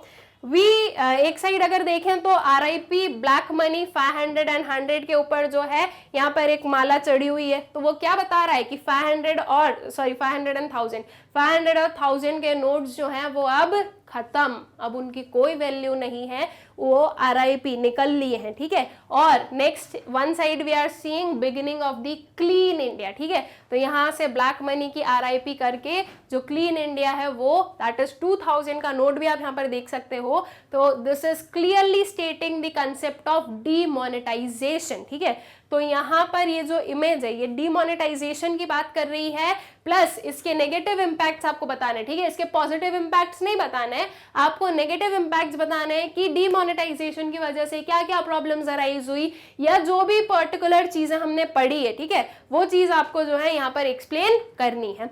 देख लें इसका आंसर हम लोग कि डीमोनेटाइजेशन क्या था और उसके नेगेटिव इंपैक्ट्स क्या थे। So this image interprets the concept of demonetisation. Demonetization refers to the decision of RBI or government to recall the status of a currency note to be used as a legal tender. Usually all the currencies issued by RBI can be used as the legal tender as the value they carry is promised by RBI, and once the value has been demonetized or recalled or revoked, the currency note cannot be used. ठीक है, जब तक वो चल रहे तब तक चल रहे, लेकिन अगर वो डिमोनेटाइज कर दे, अगर वो रिकॉल कर ले, तो अब वो नोट्स किसी भी यूज के नहीं बचे। ठीक है, Globally, the central bank follows a practice wherein older currency notes are recalled and new currency notes will enhance security features. With enhanced security features are issued to overcome the menace of counterfeit currency. ठीक है, then its negative impact are, इसके क्या क्या negative impacts हैं? So for one, all the black money is not stored in the form of cash only, and secondly, the measure takes care of the result but not the cause. Black money is generated mainly because of corruption and tax evasion. ठीक है, तो यहाँ पर जो है हम बोल रहे हैं कि इसका नेगेटिव इम्पैक्ट ये है कि एक तो पहली चीज तो ब्लैक मनी सिर्फ और सिर्फ कैश में रखा है, ये चीज जरूरी नहीं है। दूसरी चीज कि आप सिर्फ ब्लैक मनी को हटा रहे हो, आप उसका जो कॉज है उसको नहीं हटा रहे हो। ठीक है, आपने एक बार रिकॉल कर लिया, आपने ब्लैक मनी खत्म कर दिया, वो तो वापस ओवर द इयर्स वो तो वापस जो है जनरेट हो जाएगा, राइट। तो उसके कॉज को खत्म करो, ऐसे जो है डीमोनेटाइजेशन मत करो। So this major controls the usage of black money but can not control the cost. ठीक है, तो यूसेज तो रोक दिया थोड़े टाइम के लिए, अभी वापस उतना ब्लैक मनी है उतना करप्शन होने में टाइम लग जाएगा। सेकेंड चीज की डिजिटलाइजेशन अब ज्यादा हो गया है, तो उसकी वजह से अब जो है ब्लैक मनी या करप्शन जो है वो काफी कम हो गया है, लेकिन वी कांट से कि वो खत्म हो गया है, कम हुआ है पहले के कंपैरिजन में, लेकिन आज भी उतना ही हो रहा है। ठीक है, so sudden and huge demand for the new currency, ये भी इसका नेगेटिव इंपैक्ट है कि एकदम से जो है क्या हो जाता है, तहलका मच जाता है, राइट। जब डिमोनेटाइजेशन हुआ था तब वो देखी होगी पैनिक वाली सिचुएशन, लंबी लंबी लाइन लगी हुई है एटीएम्स के बाहर, बैंक्स के बाहर, मनी डिपॉजिट करना है, न्यू करेंसी चाहिए, तो बहुत ज्यादा पैनिक वाली सिचुएशन या जो सडन इंक्रीज है इन the demand of new currency वो बढ़ जाती है। Panic amongst the common man, already we have seen the case wherein people have looted fair price shop in MP, cash carrying companies seeking higher insurance, etc. Already the panic has led to people hoarding currencies, which have further reduced the liquidity in the market. The small trader shopkeepers are facing difficulties. Black marketing of new notes or currency is on the rise. ठीक है, अब वो new note और new currency की black marketing बढ़ जाएगी. The establishments such as banks, hospital, etc. are under a lot of stress. फिर आ जाते हैं नेक्स्ट वाले क्वेश्चन पर. Compare and analyse the given data of India and China with valid arguments. Annual growth of gross domestic product percentages 1980 to 2018. ठीक है, जो India और China का जो एनुअल ग्रोथ रेट है जीडीपी का वो गिवन है हमारे पास में. हमें इसे कंपेयर करना है, एनालाइज करना है और जो है वैलिड आर्ग्यूमेंट्स के साथ में बताना है कि क्या चीजें हैं. तो अगर इंडिया का देखें 1980-90 में तो जो एनुअल ग्रोथ था of GDP that was 5.7% and 2017-18 में दैट वाज 6.53%. वहीं चाइना का देखें तो 1980-90 में 10.3% से जो है ग्रो हो रहा था जीडीपी और वहीं 17-18 में वो कम हो गया 6.6% पे. ठीक है, तो अब इसके बारे में जो वैलिड आर्ग्यूमेंट्स है उन्हीं के साथ में जो है हमें इस चीज को एक्सप्लेन करनी है. देख लेते हैं क्या आंसर लिखने वाले हैं. So the given data shows that the China has gained economic strength over the years when many developed countries were finding it difficult to maintain a growth rate of even 5%. China was able to maintain near double-digit growth during the decades of 1980s. The growth rate of China has decelerated to an average of 6.6% over the period 17-18. In the recent past, India has posted a decent rise in the growth rate, while India had maintained a reasonable growth rate of 5.7%. In the decade of 1980s, it has shown great caliber and character in the period 17-18 by registering an average of 6.53%. ठीक है, over the period 17-18. Nevertheless, Indian elephant has to travel a long distance before it could present itself as a real threat to the growth story of the Chinese dragon. ठीक है, तो यहाँ पर हमने जो है सारी चीज़ों को एक्सप्लेन कर दिया कि जो 1980s वाला टाइम देखे तो उस टाइम पर चाइना की जो ग्रोथ रेट थी वो काफ़ी हाई थी. वहीं जो है वो जब 17-18 की बात करें तो उसमें काफ़ी वो मतलब कि एक एवरेज पर आ गई, लो हो गई थी. ठीक है, डिसेलरेट हो गई थी. और वहीं इंडिया की जो है 1980s में वो 5% के आसपास एंड देन वो जो है 6% के आसपास चली गई थी. देन उसके बाद में वी नो कि अभी भी जो है इंडिया को बहुत ही ज़्यादा ग्रो करना पड़ेगा अगर वो रियली थ्रेट बनना चाहता है चाइना के लिए. तो all right, so I guess the answer is clear to you. Next वाले क्वेश्चन पर आ जाओ. Explain the sources of human capital formation. Human capital formation के जो सोर्सेज है वो हमें बताना है. क्या सोर्सेज हैं? Expenditure on education, expenditure on health, on the job training, expenditure on migration. Right, ये क्या है? ये हमारे सोर्सेज हैं ऑफ ह्यूमन कैपिटल फॉर्मेशन. ठीक है, बस वही चीजें जो है हमें यहाँ पर बतानी है. So the main source of human capital formation are as follows. Expenditure on education. So it is an important source of human capital formation. Education converts an unskilled person into a skilled person. Education helps in raising standard of living of the people. It helps in increasing GDP and economic development of the country. ठीक है, so जो expenditure है education पर वो क्या करता है? एक unskilled person को skilled person बना देता है. जो वेरियस चीजें हैं वो इनबिल्ड होती है बाय एजुकेशन. ठीक है, देन एक्सपेंडिचर ऑन हेल्थ. तो हेल्थ एक और जो है एक मेन क्राइटेरिया होता है विथ एजुकेशन. अगर आप हेल्दी रहोगे तो ही आप जो हो एक अच्छा ह्यूमन कैपिटल हो, या हम ये बोल सकते हैं कि अगर आप हेल्दी हो तो ही जो है आप वी कैन से कि आप एक असेट जो है वो प्रूव होगे नेशन के लिए. अदरवाइज अगर आप हेल्दी नहीं हो तो यू आर अ बर्डन. ठीक है, तो उस सेंस में अगर हम लोग देखें तो हेल्थ पर एक्सपेंडिचर की जरूरत है. अगर गवर्नमेंट प्रॉपरली हेल्थ वगैरह पर भी एक्सपेंडिचर करेगी तो उनकी जो पूरी वर्कफोर्स है, उनकी जो पूरी पॉपुलेशन है वो हेल्दी रहेगी. ठीक है, so it is an important source of human capital formation. When a person possesses a good health, then he becomes more efficient and more productive for the economy.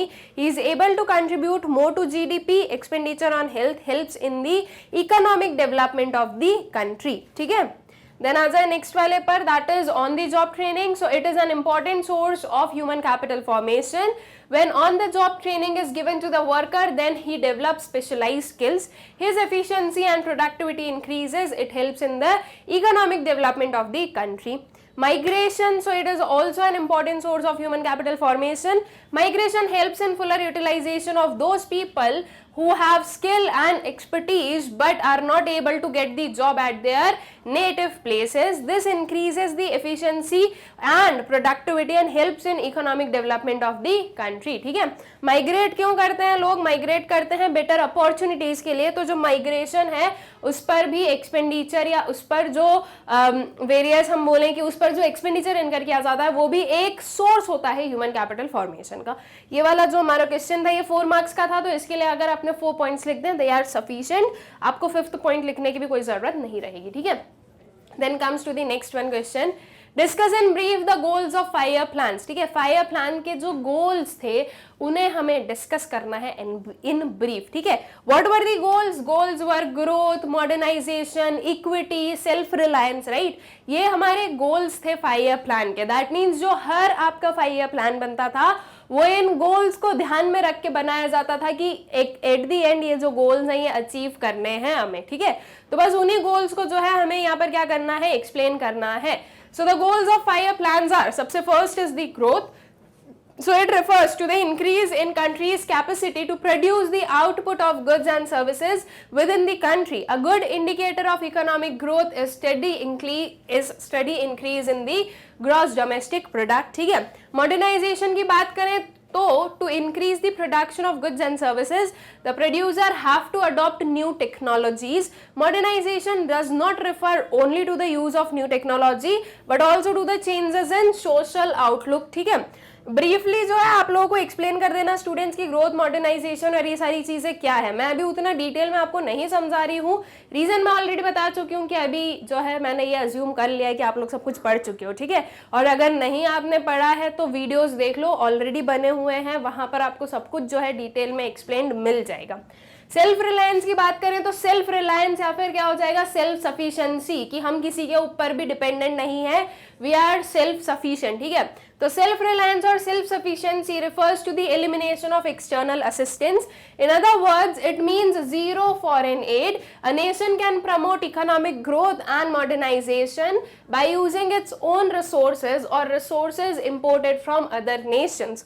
The first 7 5-year plans gave importance to self-reliance, which means avoiding imports of those goods which could be produced in India itself. ठीक है, self reliance का एक जो है main जो हम बोल सकते हैं कि सेल्फ रिलायंस के लिए जो एक स्टेप लिया गया था जो कि काफी प्रोमिनेंट रहा और काफी जो है वो वर्ड हम लोगों ने सुना है, that is the import substitution. ठीक है, वो एक काइंड ऑफ क्या था, वो एक काइंड ऑफ आपके सेल्फ रिलायंस के साइड जाने का रास्ता था कि हमें इंपोर्टेड गुड्स की जरूरत नहीं है, वो सारे गुड्स जो हम इंपोर्ट करते हैं उन्हें हम डोमेस्टिकली प्रोड्यूस करेंगे. ठीक है, देन इक्विटी. इक्विटी क्या होता है, सबको जो है बराबर क्या देना है, हर एक चीज में जो है बराबरी रहे. अब बराबरी किस सेंस में रहनी है, तो देखो एक टर्म होता है इक्वालिटी, एक टर्म होता है इक्विटी. गवर्नमेंट सब्सिडीज दे रही है सभी को, ये होगा इक्वालिटी, कि गवर्नमेंट ने रिच पुअर किसी के बीच में भी डिस्क्रिमिनेशन नहीं किया, चाहे आप अल्ट्रा रिच हो या आप चाहे कितने भी पुअर हो, सभी को बराबर सब्सिडीज गवर्नमेंट दे रही है, ये होता है इक्वालिटी. लेकिन हमारी जो कंट्री है उसका गोल इक्वालिटी नहीं, इक्विटी मेन है. इक्विटी में क्या है, इक्विटी में ये है कि ये जो ऑलरेडी इतना गैप है उसे कम किया जाए. तो अब इस सेंस में जो गवर्नमेंट है वो सिर्फ पुअर को सब्सिडीज देगी और रिच से टैक्सेस चार्ज करती है. ठीक है, तो ये एक इक्विटी का कंसेप्ट होता है. All right, so it is important to ensure that the benefits of economic prosperity reach the poor sections as well as instead of being enjoyed only by the rich. So in addition to growth, modernization and self-reliance, equity is also important. Every Indian should be able to meet his basic needs such as food, house, education and healthcare, and inequality in the distribution of wealth also should be reduced. ठीक है, सो I guess ये चीजें clear है. ये जो हमारे various goals हैं ये आप लोगों को क्लियर है. Now full employment. So the removal of unemployment is considered to be an important objective of India's 5-year plans since second 5-year plan. Since then, special emphasis has been given to the expansion of labor intensive industries and small industries, especially to provide employment to persons. Raising investment income ratio, so achieving a planned rate of investment within a given period brings the actual investment as the proportion of national income moves to the higher level that has been regarded significant. An increase in investment in the productive capacity of the country involves a corresponding increase in savings. ठीक है, तो अगर ज़्यादा जो है आपकी investment वगैरह होगी तो अल्टीमेटली वो सारी चीज़ें जो है लाइन अप रहेगी और ज्यादा बेटर रहेगा. All right, I guess question was clear to you. आ जाता है नेक्स्ट क्वेश्चन पर. Read the following case carefully given below. एक केस स्टडी बेस्ड क्वेश्चन है, एक केस गिवन है, उसके बाद में हमारे पास में कुछ क्वेश्चंस होंगे, उन्हें आंसर करना है हमें. अब स्टूडेंट्स, जब भी आप लोगों के पास में केस स्टडी बेस्ड क्वेश्चन आए तो हमेशा आपको क्या करना है, सबसे पहले क्वेश्चन को पढ़ना है. ठीक है, क्वेश्चन पढ़ो, उसके बाद में केस स्टडी पढ़ो और उसके बाद में उसके आंसर करो. क्वेश्चन क्या गिवन है देखते हैं. Sustainable development is all about ecosystem. Only defend or refute the statement with valid arguments as per the above text, which must be our collective objective. ठीक है, above text के हिसाब से हमारे collective objectives क्या होने चाहिए, ये जो टेक्स्ट पढ़ेंगे उसे पढ़कर हम लोग बताएंगे. एंड जो सस्टेनेबल डेवलपमेंट है, it is all about ecosystem only. इसे हमें डिफेंड और रिफ्यूट करना है वैलिड आर्ग्यूमेंट्स के साथ में. ठीक है, देख लेते हैं क्या गिवन है. Triple wins for sustainable development. Sustainable development is the synonymous in the minds of many with the color green, and for good reason. 20 years ago at the first Earth Summit at Rio de Janeiro in Brazil, world leaders set out what today is conventional wisdom. Social and economic human progress cannot be divorced from environmental protection unless both are advanced together, both will flounder together. ठीक है, so basically हम लोग बोल रहे हैं कि जो social और इकोनॉमिक ह्यूमन प्रोसेस है, ये दोनों जो है ये कभी भी एक दूसरे से डाइवर्स नहीं किए जा सकते. ठीक है, मतलब कि ये दोनों कभी भी सेपरेट नहीं हो सकते हैं. ये जब तक साथ में रहेंगे दोनों, तब तक जो है प्रॉपर जो है, मतलब कि दोनों ही शाइन करेंगे. ठीक है, बोथ विल फ्लॉन्डर टुगेदर. अगर वो दोनों साथ में है तो वो दोनों शाइन करेंगे, अदरवाइज वो दोनों ही काम के नहीं रहेंगे. ठीक है, तो दोनों चीजें, सोशल और इकोनॉमिक ह्यूमन प्रोसेस जो है वो जरूरी है. और जो आपका सस्टेनेबल डेवलपमेंट है उसके बारे में थोड़ा बहुत यहाँ पर बताया गया है. Sustainable development is as much about health, education and job as it is about the ecosystems. It is about ever-widening inclusion and movement away from decisions that erode democratic space and do not address social inequality, intolerance and violence. All right. Sustainable development is about changes that transform impoverished people, communities and countries into informed, educated, healthy and productive societies. ठीक है, तो sustainable development जो है वो क्या है, वो एक चेंज है जो कि आपके वी कैन से कि जो हमारे पुअर पीपल है, अनएजुकेटेड पीपल है, अनएजुकेटेड कम्युनिटीज वगैरह है, कंट्रीज वगैरह है, उन्हें ट्रांसफॉर्म करना, उन्हें चेंज करना into uniformed, educated, healthy and productive societies. ठीक है, it is about wealth creation that generates equality and opportunity. Sustainable development is about consumption and production patterns that respect planetary boundaries. It is also about increasing tolerance and respect for human rights at all levels, building a human development legacy that oriented with economists like Amrita Sen and Mahbub ul Haq and was captured by the first Human Development Report in 1990. United Nations Development Programme UNDP has long promoted alternative approaches to measure human progress along with the Human Development Index. Today we are building on this legacy by exploring how to adjust the index to reflect environmental sustainability so that governments and citizens might better track real progress towards truly sustainable development. This must be our collective objective. ठीक है, और ये हमारा collective objective होना चाहिए. As per the above text, which must be our collective objective? तो हमारा collective objective क्या होना चाहिए स्टूडेंट्स? हम कुछ यहाँ से बोल सकते हैं कि today we are building on the legacy by exploring how to adjust the index to reflect environmental sustainability so that government and citizen might better track real progress towards truly sustainable development. ठीक है, एक जो है हमें environmental sustainability के side जाना है और उसी से क्या करना है, प्रॉपरली डेवलपमेंट हो. तो ये हमारा जो है कलेक्टिव ऑब्जेक्टिव होना चाहिए. ए वाला क्या है, sustainable development is all about ecosystem only, defend और रिफ्यूट. क्या सस्टेनेबल डेवलपमेंट सिर्फ और सिर्फ इकोसिस्टम से रिलेटेड है? अभी इतनी सारी चीजें पढ़कर आया सस्टेनेबल डेवलपमेंट में, ये भी इंक्लूड होता है, ये भी इंक्लूड होता है, इसका मतलब ये होता है, इसका मतलब वो होता है.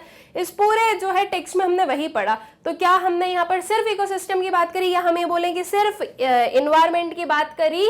तो नहीं, हमने जो है सस्टेनेबल डेवलपमेंट को एक बहुत ही फुल फ्लेज्ड मैनर में देखा. तो हम इस पर्टिकुलर जो स्टेटमेंट है उसे आप डिफेंड करोगे या रिफ्यूट करोगे, तो हम इसे रिफ्यूट करेंगे.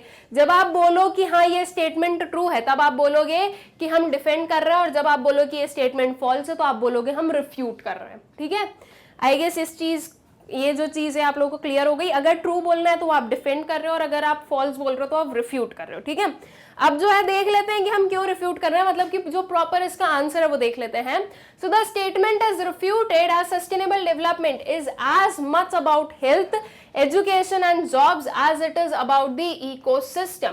Sustainable development is about changes that transform impoverished people, communities and countries into informed, educated, healthy and productive societies. ठीक है, देखो कुछ भी जो है इधर उधर के लिखने की हमें जरूरत ही नहीं पड़ी, हमने टेक्स्ट में से ही जो बेस्ट लाइंस थी उन्हें यहाँ पर लिख दिया है. ठीक है, it is about wealth creation that generates equality and opportunity. Sustainable development is about consumption and production patterns that respect planetary boundaries. It is also about increasing tolerance and respect for human rights at all level. ठीक है, so इन सारी जो मतलब कि sustainable development का मतलब ये सारा भी होता है, इसीलिए जो है हमने इस स्टेटमेंट को रिफ्यूट किया है. ठीक है, अब सेकेंड वाला जो इसका बी वाला क्वेश्चन है वो क्या है कि कलेक्टिव जो हमारा ऑब्जेक्टिव है वो क्या होना चाहिए. तो देखिए वही चीज हमने जो मैंने आप लोगों को वहां पर बताई वही हमने एज इट इज यहाँ पर ले ली. So today we are building on this legacy by exploring how to adjust the index to reflect environmental sustainability so that government and citizens might better track real progress towards truly sustainable development. This must be our collective objective. कुछ questions ऐसे होते हैं जो कि आपको directly कहाँ पे मिल जाएंगे, उस पैसेज में मिल जाएंगे, राइट. तो आपको अगर पैसेज में डायरेक्ट आंसर मिल रहा है तो आप एज इट इज उसको कॉपी करके लिख सकते हो, कोई दिक्कत नहीं है. अगर आप चाहो कि आप उसे अपने वर्ड्स में लिखना चाहते हो तो आप वैसे भी लिख सकते हो, उसमें भी दिक्कत नहीं है. लेकिन अगर आप अपने वर्ड्स में भी लिख रहे हो तो ये ध्यान रखना है कि उसका जो कोर मीनिंग है जो टेक्स्ट में दिया है और जो आप आंसर में लिख रहे हो वो सेम रहे, उसमें चेंजेस ना हो. All right, I guess question clear हो गया है प्रॉपरली. आई होप सो कि सारे जो हमारे क्वेश्चंस थे of our paper sample paper 9 या आप लोगों को अच्छे से क्लियर हो गए हैं. विद दिस हम लोग इस पर्टिकुलर वीडियो को एंड करते हैं, लेकिन इसे एंड करने से पहले एक छोटी सी इन्फॉर्मेशन, दैट इज ये जो सारे वीडियोज है स्टूडेंट्स ये आप लोग हमारा जो यूट्यूब चैनल है मैग्नेट ब्रेन्स वहां से एक्सेस कर सकते हैं. इसके अपार्ट आप लोगों के पास में और भी ऑप्शंस है, लाइक मैग्नेट ब्रेन्स की जो वेबसाइट है एंड मैग्नेट ब्रेन्स का जो ऐप है, वहां से भी आप इन वीडियोस को एक्सेस कर सकते हैं. वेबसाइट और ऐप के थ्रू आप बहुत ही इजीली एक्सेस कर पाओगे वेरियस वीडियोस को. बहुत ही सिस्टमैटिक मैनर में आप लोगों को अरेंज मिल जाएंगी सारी क्लासेस के, सारे सब्जेक्ट के जो सारे टॉपिक्स हैं वो बहुत ही इजीली जो है आप लोगों को मिल जाएंगे. ठीक है, आपको जो है ढूंढने में दिक्कत नहीं होगी. तो आप लोग विजिट कर सकते हैं हमारी वेबसाइट www.magnetbrains.com. ऑल्सो हमारा जो यूट्यूब चैनल है मैग्नेट ब्रेन्स, आप लोग उसे सब्सक्राइब करें, इन वीडियोस को ज़्यादा से ज़्यादा शेयर करें and please do like the videos. Thank you.